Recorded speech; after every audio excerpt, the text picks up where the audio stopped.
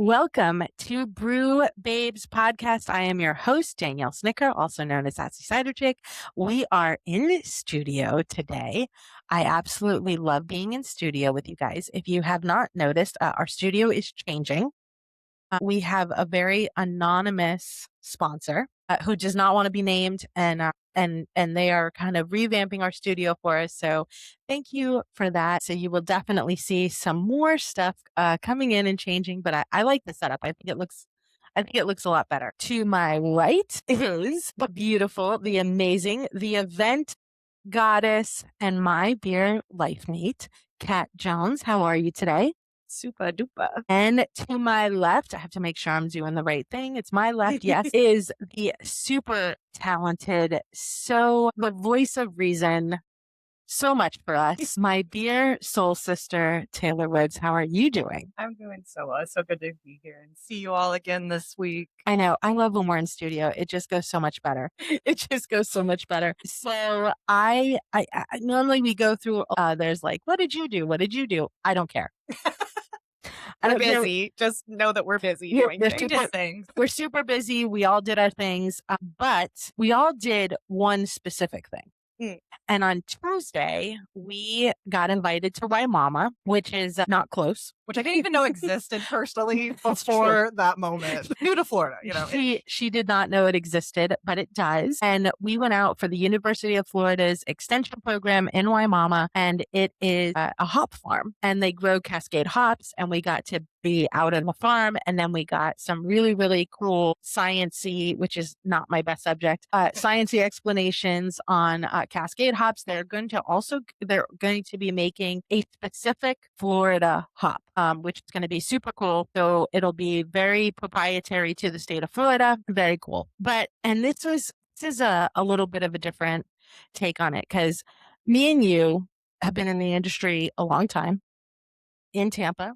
We often talk about our love of the industry. Mm-hmm.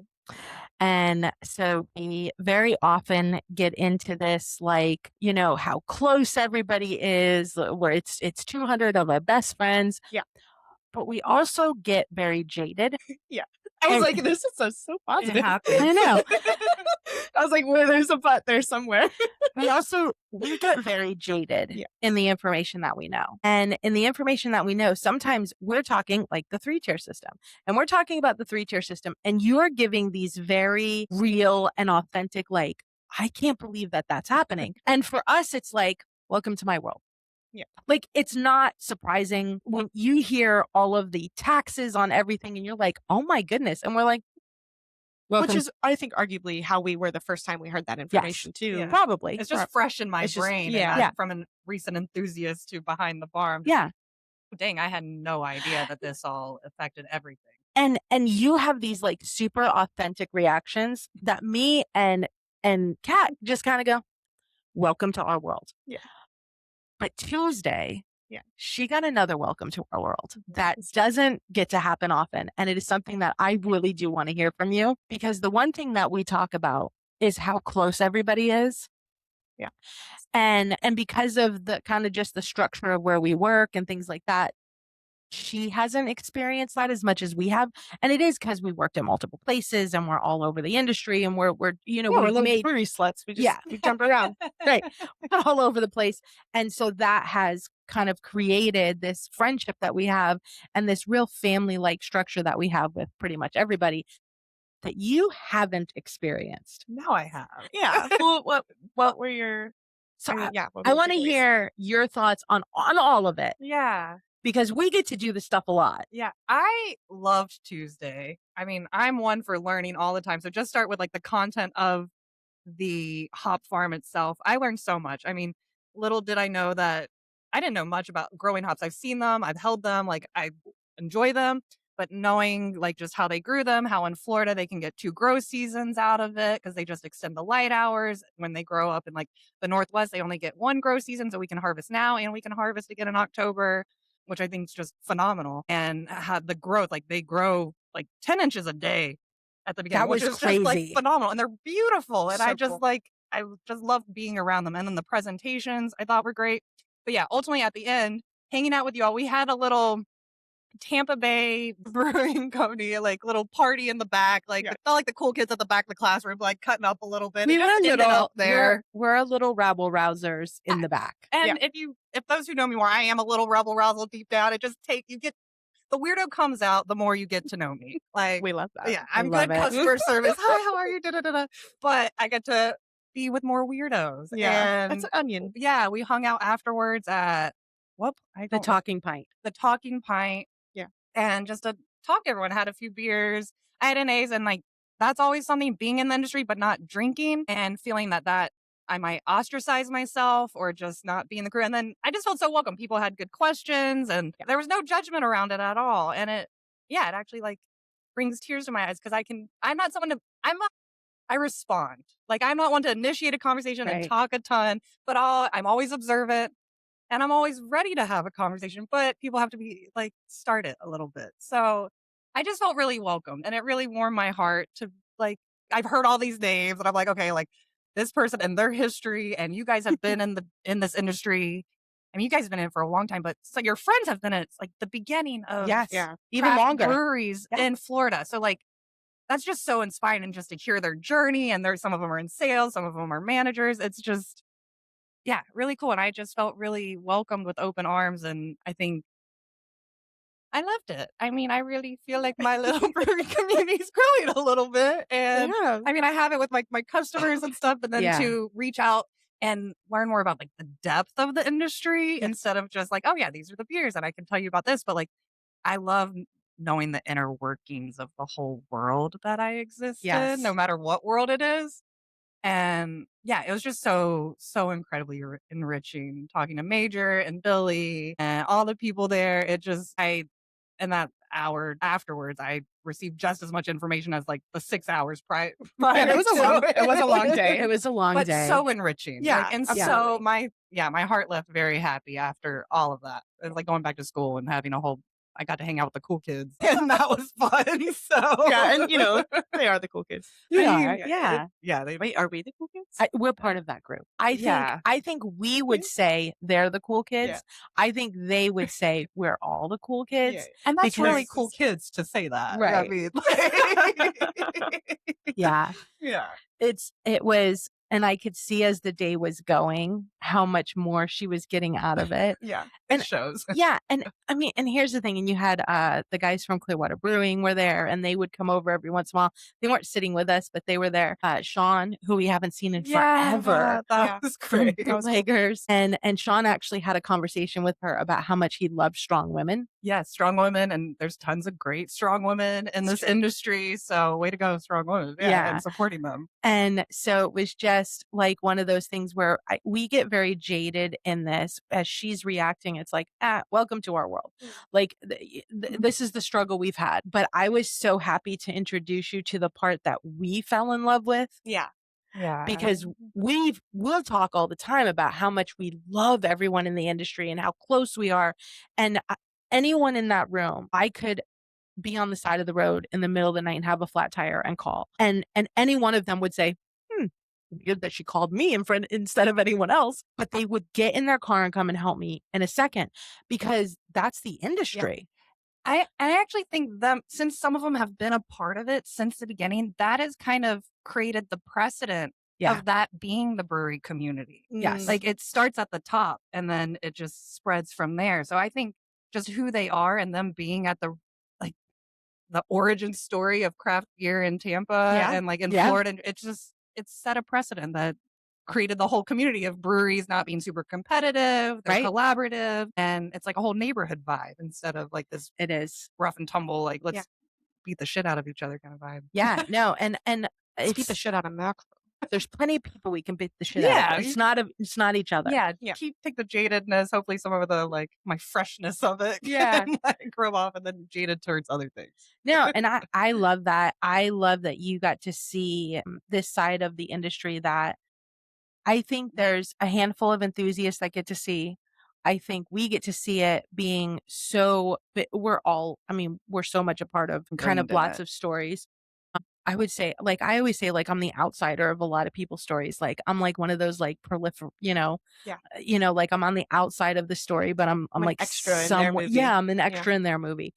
And I don't think they would say that about us. Yeah. But it is like, for me, it's like I'm this outsider that just kind of enhances the story in this little way. But when we've said from the beginning that this was a podcast because we are so in love with this industry, because the industry has given us so much, and because these are literally our family, in a lot of ways. And I think you've been like, oh, that's so nice. Like, that's so nice that you feel that way. I love that. So for you to be like, there's times where I'm having a rough time of things and I just immerse myself in the community, and all of a sudden I come back and Taylor's like, you seem so refreshed. And I'm like, I was with my people. Yeah. That's how I feel after every single conference. Yes. Yeah. And so like for you to like see that and experience that was something where like, no matter what happened that day, which it honestly was a great day. So I don't want to like, it was a great day, but for you to be able to experience that made like, it just made my day to see you be able to experience that. Thank you for inviting me along with that. Yeah, of course. Yeah, I loved it. And yeah, I feel like I met more of my family. Yeah. That I didn't, like, long lost brewery fam, Yes. Yeah. Like all of a sudden you have these cousins you never knew about. And they're fantastic. That's exactly what it's like. Yeah, you're like, oh, we're related. Okay. That checks out. That's why I like you. I like your energy. Exactly. It's like brewery family. That's funny. And okay, I have one more question for both of you. Obviously, I'm a marketing person, and there was a marketing Guy there. Yeah. guy there, Yeah. and I don't want. This has nothing to do with him. Was there anything that he said that surprised you? We talked about this. Or like we were just like looking over each other the whole time. We were just like, we talked about that on the podcast. Yeah. We talked about that on Yeah. the podcast. It's like nothing surprised me. Nothing surprised you. But we did a preliminary like marketing podcast that went over all of the same information without the graphs. Yeah. And this was the point I want to make. Listen to your staff. Yeah. Because there was nothing in that presentation that any beer tender or any front of the house staff wouldn't have known. Yeah, it's like your frontline people are going to know what's going on. You don't like, that's where the research comes from. Absolutely. And I think too, you're not wrong there. And there's lots of industry people who are shaking their head like throughout the entire presentation, or not, other way around, which was us in the back, being goofballs. But what was exciting to learn at the end of it, which I wish I knew at the beginning of it, was that it wasn't just people learning about hops, Right. that it was actually a presentation for growers of different produce and citrus, Right. and other growers in Florida to come to learn about beer. So I think that even though we didn't learn anything new, that information was important to the people who don't have any idea, Who just want to introduce about hops into beer their or what agriculture. hops are, right. or anything Yeah. like that. No, I thought it was important for brewery people to see that, and because it almost reiterates something that we say all the time.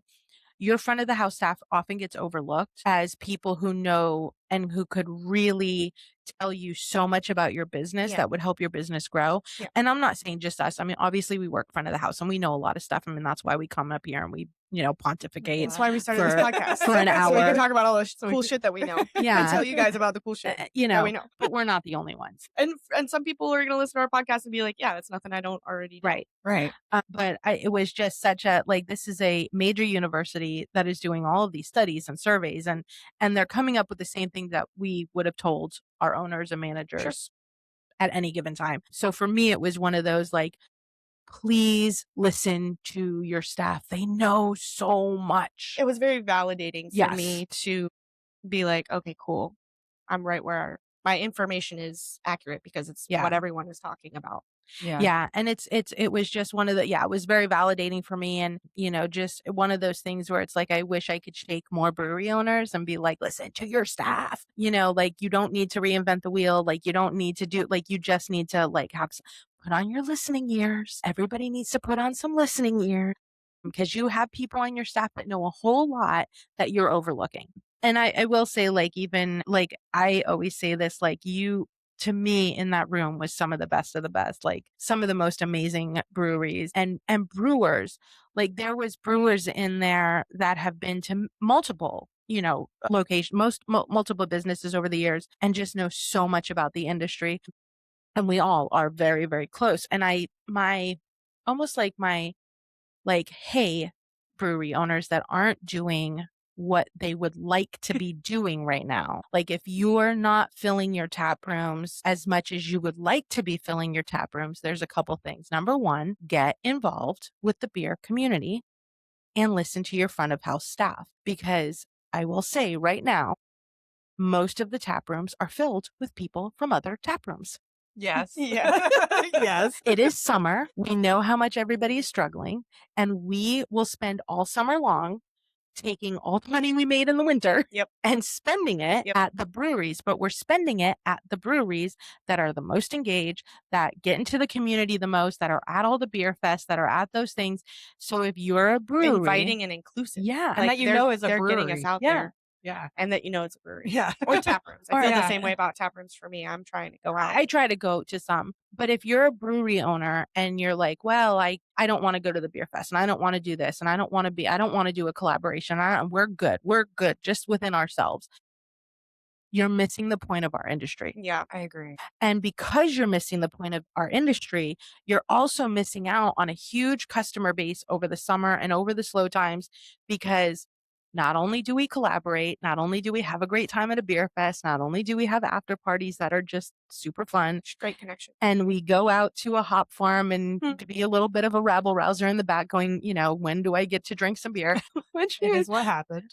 we would have been more attentive if they had just given us the beer soon. some more beer. Start it. But we're super supportive of each other during the slow periods, because the slow periods can make or break these breweries. And so I know I just put out a video, if you guys didn't see it yesterday, that was like everywhere I've been in the last 2 weeks. And it's like 10 different breweries, because I have a lot of time off in the summer and that's where I'm at. And you know who I was with? People from other breweries. Like we were all there supporting everyone else. So, listen, I get it. And, I want to say this, I give a pass to everyone that's in their first year, because that first year is just, man, it's so hard. What you're doing is you're just trying to swim swim, your yeah. way out of all the Float. debt you just spent on buying a brewery. And hope that the tanks don't blow up in your face. And, Right. that the beer, Yeah. stays It stays cold. Yeah. And we had AC go out over the summer. Yeah. Oh, yeah. Yesterday, so I mean, it's, like when you're in that first year, it's so hard. So like, I don't want to say this as like, well, I'm trying. I don't want any brewery to feel like, like I'm saying something bad. I'm saying if you've been around a little while and you're at a point where you're a little more stable with staffing and your beer and everything, if you're not out in the community, you're missing the point of the beer industry. And to tag on that, if you're a brewery owner that isn't good at those things or doesn't like those things, or if you're a brewer that isn't good at those things or Right. doesn't enjoy those things, that's okay. That is okay. Yeah. Hire a person, Yes. pay them appropriately, Mhm. and allow them to come back to you. Yes. And when they do come back to you and they say, I think we should do this, Yep. then you lean into that. And that will tremendously help your business. Absolutely. I know lots of Yep. business owners. When you're a business owner, you have 10,000 hats. Yes. And, maybe And it's hard. maybe you're not a good person at social media, but you're a fantastic Yep. brewer, Right. or a fantastic business owner, or Right. you're constantly thinking of different ideas or ways to make money, but you can't run your social media. That's okay. Right. You don't have to be. Just hire someone who is really good And at that. trust the people you hire. And trust the people. Trust them. Yeah. Trust your judgment on them the first time you made Yeah. that judgment. And Yeah. continued education. I mean, that's basically what this entire UF Hop Farm Right. seminar was about. Was educating the people who might be able to extend their hop farms, but also I do it all the time. But also educating the staff. And I thought it was so cool that I didn't Yeah. just see brewers Yep. there, Yeah. and that's really important. And obviously I got connected through Pink Boots and, the opportunity, but continued education doesn't have to be something, that's an expensive thing Yeah. to do. No. And we're going to hopefully have some ideas on that later on. But Yeah, I know. We can't give too much away yet, but working education on it. education is a big thing for us to help the industry. I mean, everything we're constantly talking about We're ways just to help the nerds. I industry. just I want to know. keep talking to people. I And I'd know. really love to get paid to talk to people. But and Okay. and here's the thing: the only brewery that I will ever call out by name in a negative way is Big Storm. They earned it. I think you're not alone on that one. Yeah. But I will say, like, some of the things that I noticed right along the way with Big Storm is how much they didn't want to work with everybody else. Hmm. It was very hard to get a collaboration. It was very hard to think. And so, like, to me, like, and nobody's like them. Nobody's doing the things that they do. So like, Yes, that goes both ways too. Because yeah, when you don't get invited, like when you say no, I don't want to be part of anything. No, I don't want to be part of everything for so long, and then you get a ray of sunshine on your team yeah. that wants to be involved and included. And And you I ignore it. begged Yeah. people. And you ignore it. I begged people to include me on things, Yep. and they're like, no, we're good, thank you. Not because of you, just because of Right. them. Yeah. Because of them. And that is, like I would say that there are some other breweries out there that are making those mistakes. Oh, Obviously, right now, they're not making the big mistakes, What like little mistakes? funneling money, but oh yeah, I Like, mean, like in the embezzlement. right, but they're making some of the other mistakes. And so I do want to like just kind of go out there, and I mean, and I think what we're seeing right now, and we're going to get into some of the news that happened just within the last few weeks, is we're seeing a market correction. right. And I know everybody is like, oh, this place, Three Keys closed and Ailstone closed, like completely. Those two locations are no longer with us, and I feel bad for the people who like those places, and neither one of them did anything particularly egregiously wrong. I think they were both in bad locations. So I want to say they were both in bad locations, and it just didn't work out. But there's always market corrections. The market's ebbs and flows. And I don't see market corrections as negatives. There's always going to be those. There's going to be people who just don't make it. There's going to be people who do everything right and don't make it. Yeah. Right. And unfortunately, that's just a part of business, and that's not necessarily a bad thing. And is it super sad for Three Keys and Ailstone? Absolutely. That is, they took a risk, and I want them to know you took a risk, and for a long time you did it. I mean, so like be proud of everything you accomplished. Don't like we get like kind of mired up in the like, well, but it closed. No. Right. Like they did something amazing. So don't, like none of this takes away from what they accomplished. And they did accomplish a lot. So, but now we can, I think anytime someone closes, you can look and say, okay, was that a bad location? Was it this? Was it that? Was it that? And then the industry innovates because some things didn't work out. And I think if things don't mess up sometimes, and if there aren't places that just don't work out, we don't innovate and we don't learn as an industry, and we can't move forward. And things become very stagnant because everybody who gets in does relatively okay, but nobody's a big winner, nobody's a big loser, because nobody learns. Right. We don't get any innovation. And so like I've been to both of those places. I think they're both great places. And I think they accomplish some amazing things, and that should not be taken away from them. We have a place like Motorworks that is like, the news came out that they were in foreclosure. It's not their business per se, it was just the location that they're in. And they they've already caught it up. So this is not a bad like thing. They innovated, Figure something out. they figured it out, and that's a good thing. And I think the way that they figured it out is a way that you're going to start seeing more often.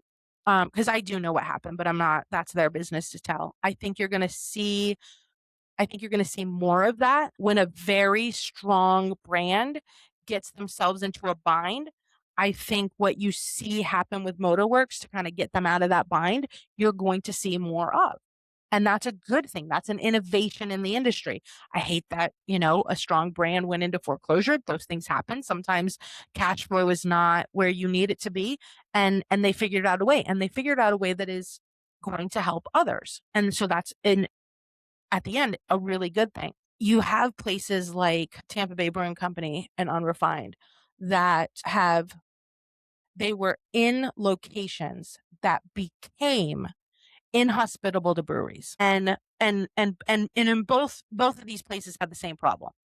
They were in a location for a very long time that was very hospitable to the brewing industry, and that changed. And when that changed, they had to make a pivot. And I think both of them did this very, very well. I think in a place like Unrefined, Tarpon Springs, as much as I love Tarpon, I've been going there most of my life. they have a very, very, very strong Greek culture that they at one point kind of said, well, let's make it a little more open to everybody. Right. We're And- race flirty in here. and so you know the that. change of Tarpon Springs Right. in the last 20 years that I've Right. And so they had this super big Greek culture. And then they said, no, let's open up downtown. Let's do this. Let's do that. And it became very hospitable to breweries For a bit. And then they took a step back as a city and said, we're known for our Greek culture. We really, really want to lean back into that, which is, and that's a choice that they made. and I don't even want to say it was a bad choice because it wasn't. They're known worldwide for being that place. Sure. And so they've leaned into that, which made it then not as hospitable as it used to be for breweries. Unrefined took that and said, even though we're in a historic place for a brewery, because they were, St. Somewhere was there before them, which everybody knows St. Somewhere and Bob and all those guys. Everybody. Yeah, everybody. The lore of the St. Somewhere. Yeah, exactly. I've heard crazy stories, and I'm sure most of them. I got one at Rolling Oats the other day. Yeah, I'm sure most of them are almost true. But then, so they went, okay, well, we have this great building, but the city isn't hospitable to what we're doing anymore. Yeah. But just down the road in Dunedin, they're making their whole culture based on beer. Yeah. Right. So it's not a bad thing to say, this isn't working here. It would work here. Let's move. And they have, and I'm a little biased because I'm also there, but I'm there and I can see it. I can see the change. Our bias. Okay, let's just talk about that for a second. Our bias is what makes us opinionated daddies. I know. And it gets all the research on the things that's going on. Like, what's going on. We know things. We know things that we drink and we know things. Yes. And you're baddies. We drink and we know things. I love that. We drink and we know things. And the same thing with Tampa Bay Brewing Company. Centro Ybor went through, and I use this word not as a bad word. So I want to say this at some point back in the late 90s or mid 90s, late 90s, when I was in high school, Ybor City went through what started as a gentrification project, and it was successful for quite a while. You're talking about the housing development. Yeah, the housing outside of development, Ybor, right around. right. And it started going through this, instead of it being a place where everybody just went to party all night, it started to become this, oh, well, we want to be cultural and we want to get back to our roots of cigars and Cuban housing. living. Just and for those of you guys that don't know, it became a really, right outside of Ybor became very suburban and, lower to mid income families could come and it would be affordable. Yes. And so they really relied very heavily on this. We're getting back to our Cuban culture. And that worked for a very long time, for 30 years. But the city is no longer in that phase anymore. Times change, yeah. And the times are going almost back to when you went to Ybor because you wanted to party all night. And that's not a bad thing. Listen, young people, younger than me. I don't want to party. I don't either. I don't want it. I'm not in my 20s anymore. But when I was in my 20s, that was the place to go. That's what we did. It's all different culture. I mean, there's party culture, there's brewery culture. Right. And so I think we're seeing this in Ybor go back to what the early 90s and what the mid 90s were for them, and even kind of the late 90s as they were kind of shifting is this nightlife culture. Yeah. But it's not to your point, it's yes, it's definitely changed in that perspective, but we're seeing places all over Ybor close down. Yes. And it's not just TBBC. And no. And, I was talking with Dave earlier today before the podcast, and obviously I was there for the last cheers. Yep, me too. The last party. And it's sad because you just have this beautiful history. The history with his was family there. And, yes. He's taking out his equipment, and it's but it's not like he wanted to go. Right. It's not like they were doing so bad that he wanted to just, destroy this beautiful thing that they had built. I know the same thing happened with Tarpon Springs. And it's just, and then from a consumer standpoint, you go, oh no, another place is leaving. Another brewery is closing. They must be doing so bad. And it's not. Yeah, no, they're not their busiest month ever. Their Reef Donkey is the most. Reef Donkey is the highest selling SKU in the state of Florida. Well, and almost everywhere. Yeah. Reef Donkey sold more than Sierra Nevada Pale Ale in the state of Florida. Right. That's awesome. Yeah, they're not doing bad. They're doing great, but it's not to say they're not doing bad because their entire team is affected by this, right? Yes. You know, that's a little different over unrefined, but they have so many employees over there that, you know, that they ride bikes to work. They live in Eagle. Right. They can't go to West Chase, you know. Right. So, and then the consumer goes, "Oh no, like we got to get there." And then the last, week that they're open, they have more business than they've had in it so was so long. And I'm packed. guilty of it too. And, like Chataway's in St. Pete. Yep. Not a brewery, but a fantastic family-owned restaurant for more than 80 years, announced that they are closing What is in that? July. Red end of July. Mesa, one of the big ones in St. Oh, Pete. Red Mesa too. Yeah, just announced this week that they're closing. But I looked at what's going on with like TBBC, and I was like, okay, you're in an area that no longer wants to be that culture anymore. Yeah. And they've made it very clear to other business owners and also to TBBC. Like this is not Crowbar. Yep. Yeah. This is something that the city and landlords in that area are like, this is not the way we're moving, and we're changing it out. And I think it's smart for TBBC to say, for Tampa Bay Brewing, for David Dobles to say, I want to be here.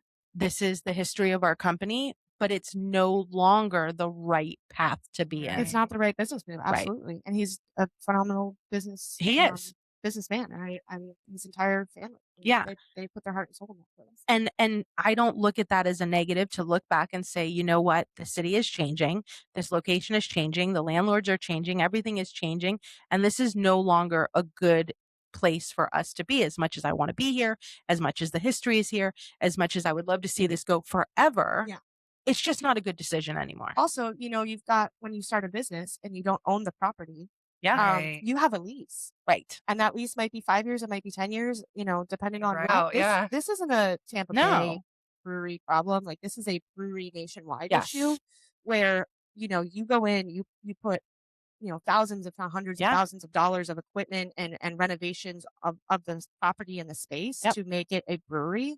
And then that area, everybody comes to that area because now it's cool. And it's, gentrification happens naturally, but it happens with a lot of, forced issues too, right? So now you've spent all this money, building this brewery space, and then your lease is up. And now the owner of that property is like, "Oh, it has so much value now. This is a poppin' little neighborhood." We see it happened in the Milk District in Orlando. Oh yeah, just recently last year. So it's happening all over the place. And then you can't afford to have a brewery there, and the place that you helped establish the value of it there. I would argue the same thing for Cycle Brewery. Had the exact same thing happen there. Their lease was up. They celebrated 10 years. Their lease went. And the rent just jacked. And they said St. Pete is so different than it used to be. And luckily on Cycle, they found another location. They're brewing again. They're doing okay. But awareness that like the landlords and all that, how that affects the whole industry, and how you can just something that you help create and establish the success of and the flourishing of a community, then you kind of get pushed out. I always joke that like people are like, "Oh, St. Pete, what is that?" I'm like, "Tampa's so cool. Go to Tampa. Tampa's awesome." Because we accidentally told too many people St. Pete was cool, and they all showed up. Right. And they all showed up. No, that's why I'm glad people don't know where I live is as cool as it is. The place that will not be named. Yeah, it's like a young Dunedin. No shade. It is. No shade going to Dunedin. Please give me all your money. Come to Dunedin. Yeah, go to Dunedin. We're all different places. No, and then you have a place. I like it. We get it's kind of like well-rounded. Well, like Dunedin's like a young St. Pete. Yeah. Yes. Port Reggie's like a young Dunedin. So it's kind of just go down the way and see how it'll grow into that next level in the next 10 years. It's kind of funny. And if you're not sure, just pull up Zillow. Yeah, exactly. Right? And then you'll see what's in the future. Fish Hawk in a few years gonna be the place to be. Oh yeah. And then you have a place like Anchorage here, who is up for sale. And I have not talked to anyone there. So let me preface this by, this is just from what I see. Now, don't get me wrong. I have a degree in business. I have a degree in marketing. I can kind of see things that are going on. So, okay, let me say this. Every business has a price. Every single business has a price. And they've had discussions on what that price would be. Our family had a business. We all said, hey, does the next generation want to take over? The next generation, me, said no. And they said, okay, well, now we have all this stuff. when should we retire? When should we close it down? Like, when is enough enough? And everybody had a number. If someone offers this, we take it right away. Those conversations happen in every business. Yeah. Now, that number may be ridiculous, but you have a number. I was like, where are you going with this? I got you. Angry Chair, and this is so Angry Chairs like Emma. Like, this is what they do. I love them so much. I love these guys. These guys are so in your face about things. Yeah. And that is they're on brand. I saw it go up for sale, and I saw it go up for sale for $3 million. And everyone went, it's not worth $3 million. And I'm like, yep, that's true. It's not. But you know what they did? They said, we have a number. Here it is. Here it is if you want it. They are so in your face about everything they do. It is so on brand on the for name. them. Yeah. Yeah. It is so on brand for them to say, yeah, we've got a number and we're going to put it right in your face. Is someone going to come by and give them $3 million? I doubt it. They're doing just fine. You know what the entire industry did? You know what the entire industry did, which was so funny? They started talking about Angry Chair. Angry Chair. And Hey, so it got it. They got more business and the They got value more goes business. up. Oh no, Angry Chair's up for sale. Angry It's gonna be Chair's up for different. sale. We got to get over there. they're not going anywhere. Brilliant. They're a profitable business. They're not going anywhere. It is so on brand for them to just be like, yeah, we do have a number. Here it is, right in your face. We're going to put that out there. You want to give it to us? Go ahead. Are they going anywhere? No. Until then, we'll rise the incline of people coming because But we're more the people names are out coming there. in. And it's just, for me, he chuckled. It was so on brand for them. It's kind of what we were talking about before the show, but like fear sells. Yes. And so the fear of it being on sale, it sells. Some people are going to come get beer. FOMO is real. Yeah. Yeah. And that's kind of my point too, right? Like if you have a local business near you that you absolutely love and adore, and it's been a while since you've been there, go give them your business. Right. Yeah. Because at some point, they're going to have to make a decision. And that point may be 30 years down the It road. might be really sudden and out of nowhere. Right. It might be over the course of time. Yeah. You never know. But if you love beer at your local establishment, or if you love traveling to a certain place to get beer, go and do it, because markets change and nothing is ever going to stop that part. Markets are going to change. Locations are going to change the way they do things. Landlords are going to change. People are just going to say, I'm retiring, and the next generation doesn't want to take over. Things are going to happen because businesses change, markets change, what they sell might change. Because if you're not buying it, It'll change. then they're not going to continue to sell it. I had this conversation with a brewery that I do work for last night, where we were making a joke about how the owner hates their number one selling beer, but they make it because it sells. And if it stops selling, guess what? They're not going to make it. Well, that sounds like last week's episode Right. when you were talking with Max. Yeah. You know, Right. and Dave just is like coconut blonde. Yeah. Yet again, here we go. Here we Best go. selling beer. I guess we'll make some more of it. You know? Right. And that's what happens. So if you funny. love a specific beer, if you love a specific brewery, if you If you love that there are breweries just in general that you can go to and pop around in your area. Right. Yeah. go to them and buy the product, because this isn't forever. Nothing like this is forever. There's no business that's forever. I mean, except for maybe the 1905 family of restaurants that I swear is never going anywhere. But they are multiple generations, and everybody takes over for the next generation. And that is, if you don't know the history, look it up. It's a great one to look up, and they definitely, smart people know what they're doing. And but no, I mean, like, you're never, even if they do everything right, and that's kind of how I started this, even breweries that do everything right still may close. It's the next generation didn't want it, or it's not, the area we're in isn't hospitable, or the beer industry has changed to a point I don't want to do it anymore. Things change. So that means, I hate to say it, like, it's so cliche, like, seize the day, like, seize the opportunity. Absolutely. When you have the opportunity to go and support the places that you love and the beers that you love, because this isn't, there's a finite number for every single place out there. Nothing is forever. Yeah. And hopefully for my career, it lasts a very, very long time. I don't know that, we talked a lot about NAs and And even, on our Tuesday Hop Farm, they talked about how NAs have doubled. And, I was going to say, I don't really think everyone's going to stop drinking. No. I don't foresee that happening. But what you're drinking and how you're drinking it, Right. where you're drinking it is going to change. Even through COVID, we didn't stop drinking. We just drank at home. Just drink differently. Right. We drank differently. Yeah. And the same thing with NAs is that grew 21% when the industry overall lost some. And I will, and I love Yingling. I know you're drinking a Yingling, which made me think of this. Yingling went down. Yingling Lights. Their sales went down about 20% and athletics went up about 21%. Now, do those things correlate to each other? No, not really. It's just cool that they had the same number and I remembered it. But, but you're going to see that. You're just going to see those things happen in the market. Things are going to fluctuate. And here's the one thing that I will say was a positive thing. I don't know if it was in that presentation, but I've seen the numbers anyway, so I can talk about it. In person, draft sales have increased. Yeah. The decrease that we're seeing is not people going to the tap room. It's people going to 7-Eleven and buying a beer. Right. It's people going and getting a 6-pack on the way home. Package sales is down 10%. Tremendously. Package sales have kind of taken a dive. But the in-person sales have actually increased. Right. People have a finite amount of money. I guess when I hear a big word, it's I'm just going to use it everywhere. No, people have you only have so much money. And instead of saying, listen, I've got, 30 extra bucks at the end of the week, so I'm going to buy a couple 6-packs and bring them home. You go, you know what? I have an extra 30 bucks. I'm going to go and buy a couple beers at my local place and have that experience. Yeah, I was literally just going there. Sorry. Yeah. So, it's the experience. And I think breweries, again, listen to your staff because your staff will tell you this. But here's something we can kind of tell you is up your experience game. Yeah. Because that is what people are looking for. Yeah.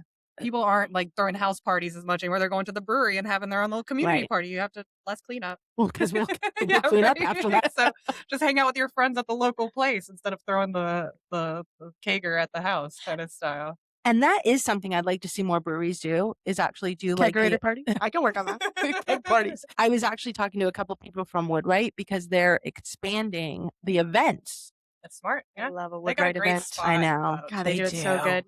I know. And they're expanding that. And I think that there's I go to and I still fill in at Commerce. And I love those guys over there. They have such a great space for events. I'd love to see them market that more. They do market it, but there's so many of these really cool breweries that have amazing spaces where, again, because the market is going to shift, they're looking for experiences. Everybody's making good beer. Everybody's making good beer. Everybody. It's not always your style that you like. So there's places that I go that I'm I can appreciate that this is a well-made beer. It's just not my style. But so most places are making really, really great beer. So now you need to appeal to the audience that wants your experience, the overall experience. And honestly, if you're an enthusiast that likes the experience of one place or another, go there. Right. You just have to. I disagree with you. I don't think everyone makes good beer, but that's okay. That's your opinion. That's my opinion. I think the beer has gotten better. I do. But I'm thinking, I just chuckle because I'm thinking of a place that I really love my experience there. But don't love the beer. But don't love the beer. Fantastic tacos. Oh. I know where they're better than my tacos. I know where you're talking my place, about. and we've got really good tacos where I work. I don't know. I always have a good time there. Yes. I've never had a bad time there. I'm not drinking their beer. That's all. I know. And guess I'm still going to go. Yeah. And guess what? And they're a smart brewery because they don't just offer beer. Yeah. They offer wine. They offer cider. Yes. They have other options. Yeah.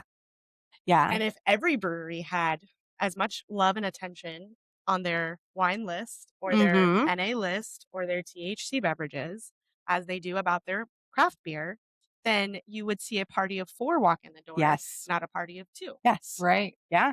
Because they're going to bring their friends because, maybe it's I hate using gender, specific, husband, wife, right? The wife really wants a delicious beer. Right. And the husband doesn't drink beer. Right. He wants a fruity drink. I like that. Yeah. I like that. He just wants a good glass of wine. Right. No, I went to Golden Isles, which I had never been. I went there, I don't know, a week or so ago. So cute. I know. So cute. And I was so impressed with their list. Yeah. They have like cocktails in a can. They have mocktails in a can. They have like 6 different types of NA. And they have like, I had a great beer. So like, I don't, like I don't want to overshadow that the beer. I tried one beer. I loved it. So they had a great beer, but their tap list was, I'm not even tap list, just the overall menu was so well rounded. I actually thought of you. I almost sent you the picture. Well, you told me about a place that had Athletic on tap. Yes. Yeah. On tap? Yeah. Troubled Waters Okay, Right? Trouble Waters. has Athletic What on you doing tap. over there, I Stephen Kevin? know. I went over It's like, there what you letting them boy do? and I went over there. It was Nate behind the bar. And all of a sudden I'm like, does that say on tap? That's fantastic. I love that. I know. I want to go. I've never had Athletic on tap. Like, Yeah. And that's the thing is now they've piqued an interest of someone who may or may not go there any other It's like, time. what, Right. I Because feel you wouldn't know weird, that. like, I like beer. I don't like. Yeah. What do you have? Or I want to support you, but Yeah, we're Right. sober, curious people. yeah. Right. And I was talking to Nate and he was like, some of his drinkers that like those double IPAs are now doing 1 and 1. Like, oh, I'll get a double IPA, but then I'll get an Athletic. You keep people longer, keep them safer. Yes. And they're like all the much things. safer. Yeah. That is a safer way to go out for the night, is to not slam 6 double IPAs, but to switch it up and have some NA options. You don't have to not drink beer to enjoy a good NA. Right. Absolutely.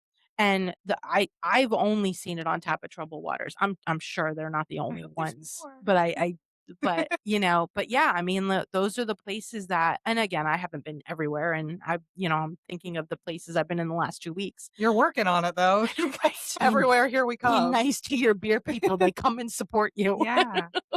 But yeah, so no, I thought like that's the market adjusting, and some of these places are going to close, or they're going to move, or they're going to kind of readjust their menus. They're going to readjust what they offer, and I always see that as a positive, because that's when innovation happens. Absolutely. And like, there's no industry that can survive long term without innovation. So this week on tap, we had Pride in Gulfport. Yes. And so everybody was toasty roasty, which good. We love that. Yes.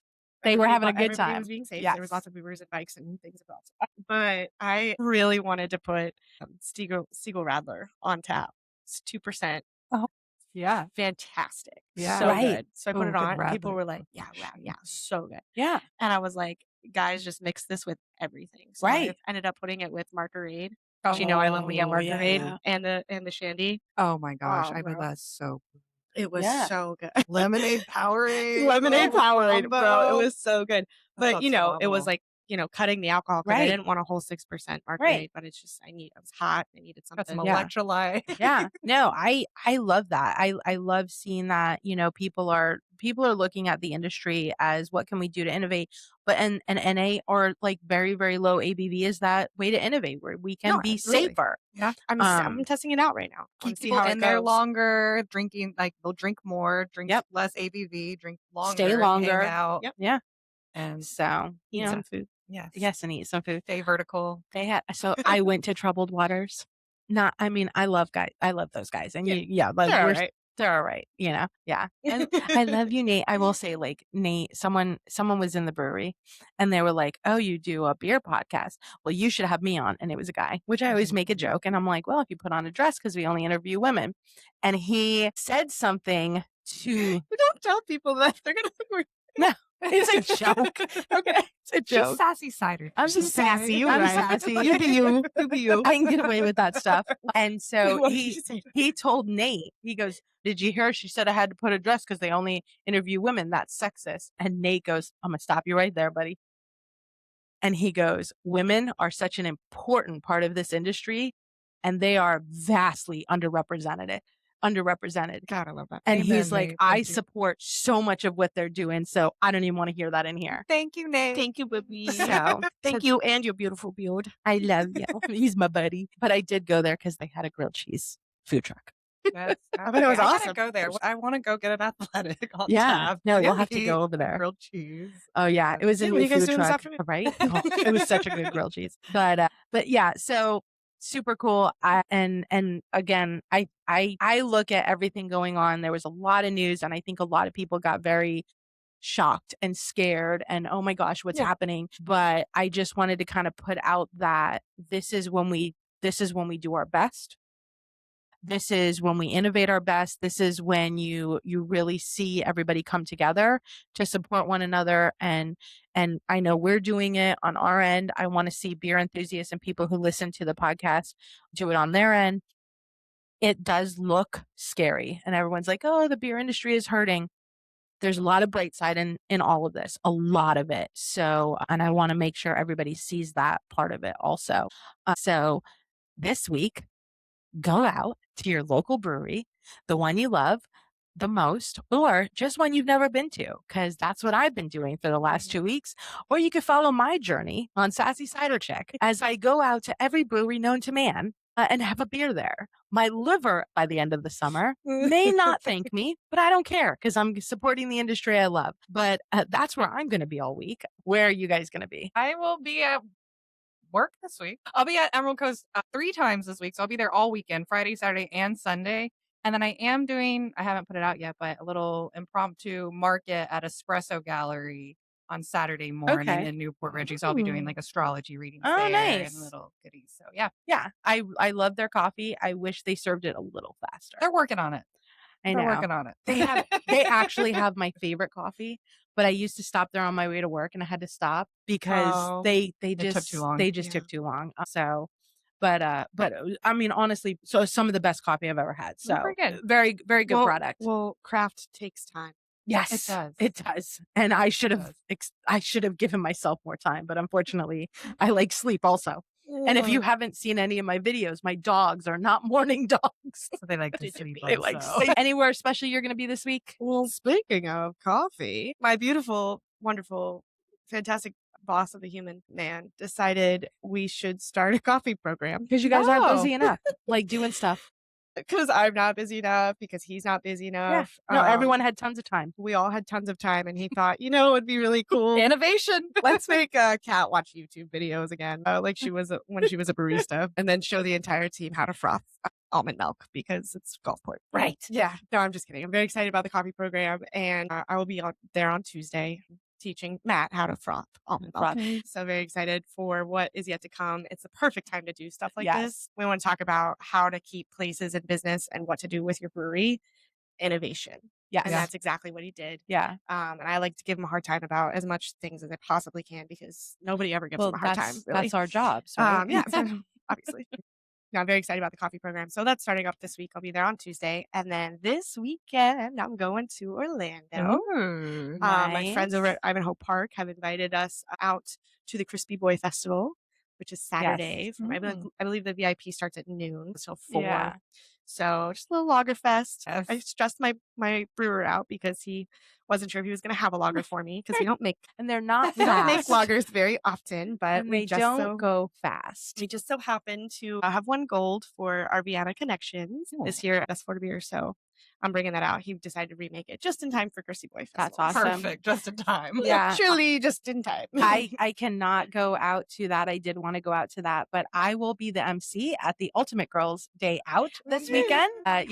So I will be at the Pasco County Fairgrounds, hyping up women and telling them how beautiful they are. It's going to be a cool day. So I could not be in Orlando because I do want to go out to that. But I have other more important things to do, like hyping out women and telling them they're amazing and badass and queens and all that. So that's what I get to do on Saturday. And I'm super happy to do it. I will also be at Two Frogs 9th anniversary on Friday night. Oh, very cool. Two Frogs is turning 9. Yeah, I know. That happened quick. I remember when they opened. I was living in Tarpon back then when they first opened their doors. So yeah, it goes quick. This is how everyone in the industry feels. They're like, "What 25th year anniversary? We all do that yesterday." We all do. Oh no, they just opened. But yeah, so I will be there. If you have not been to Two Frogs lately, go out there, celebrate with them. They're celebrating all weekend. I can only go Friday night, so I am going out there. I'll probably head out there about 6:00. And see all of my other brewery people. I was just going to say, tell Chad, tell Brett, Bart. I said, hey, what up? Everybody's going to be out there. So it's going to be a good time. But another wonderful episode. Yeah. I love having you guys in studio and getting to pop some beers open and talk about cool shit. So we will see you next time on the next episode. Bye. Bye.